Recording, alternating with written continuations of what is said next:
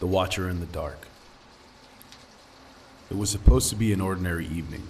4 friends, Sarah, Max, Rachel, and Daniel. They all had decided to explore the old abandoned house at the edge of town. Rumors had always swirled about that place, but none of them truly believed in ghosts. They were there for the thrill of it, the rush of breaking the rules, and the sheer mystery of it all. The house creaked with age, every step echoing through the dark, dust-filled rooms. Windows were cracked, letting in slivers of moonlight, and the air smelled of mildew and rot. But nothing fell out of the ordinary, nothing, until they reached the old living room. They stopped in their tracks. In the far corner of the room, partially hidden in the shadows, there was something, or rather, someone, standing. The figure was tall, too tall for the room's low ceiling, and almost an unnatural stillness. Sarah blinked, then rubbed her eyes. She couldn't have seen that. She looked again, and the figure was still there, motionless. "Did you guys see that?" she asked, the voice trembling. Max turned, his face went pale. "I don't know. What do you see?" Sarah's heart pounded. She wasn't sure, but she couldn't shake the feeling that it was staring directly at her. The eyes, or whatever was supposed to be eyes, were dark, almost void-like, as though they had swallowed the light around them. "Something's not right," Rachel whispered, her hand tightening on Max's arm. She was the first to start backing away, but Daniel, who was a skeptic, was still standing in place. He frowned.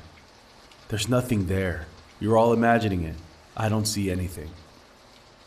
Rachel, Sarah, and Max exchanged uneasy glances. But then Daniel's eyes went wide.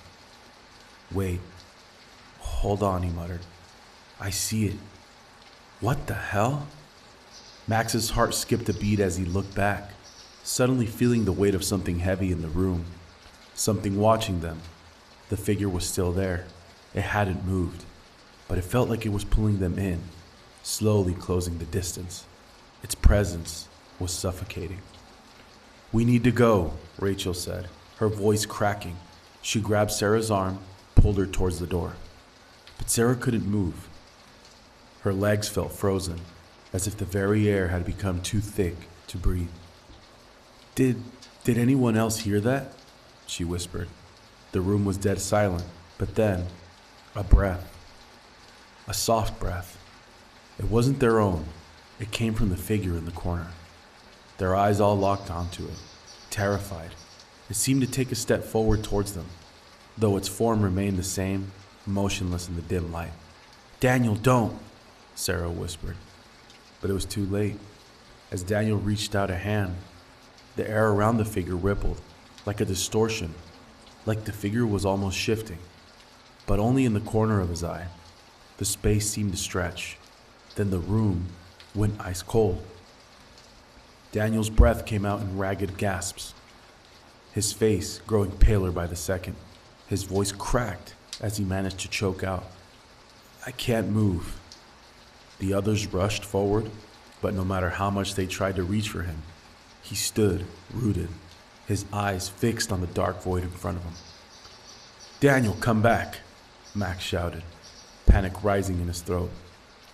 But still, no response. His body seemed stiff, lifeless, like he was under some kind of spell. Suddenly, with a crackling sound, the air snapped back to normal. The figure was gone. The room felt warm again. Daniel collapsed. They rushed to him, but he wasn't the same. His eyes wide open, pupils dilated, staring at nothing in particular. He tried to speak, but no words came out. He reached for his throat, as if something invisible was choking him. And then, in a hoarse whisper, Daniel muttered, "It saw me. It sees all of us." The door slammed shut behind them. The 4 of them stood frozen in place, the air still thick, with the remnants of something unseen. A heavy silence hung between them. Rachel was the first to break it. "What the hell just happened?" Max shook his head, trying to make sense of it. That thing, it was real. It was damn sure real. We all saw it. Sarah, her hands trembling, reached into her bag.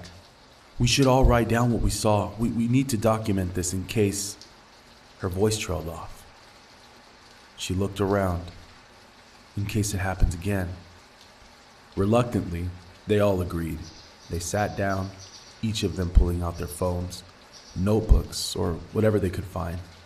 The seconds felt like hours, and none of them could shake that heavy feeling that lingered in the room, like a presence. One by one, they wrote. They described the figure in the corner, the shape, the darkness, the unblinking voids for eyes.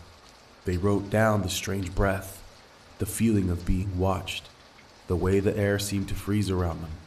Each account was detailed, each word heavy with the unease they all felt. When they were finished, they exchanged glances, none of them daring to speak. Then, without warning, Sarah asked, "Can we compare what we wrote down?"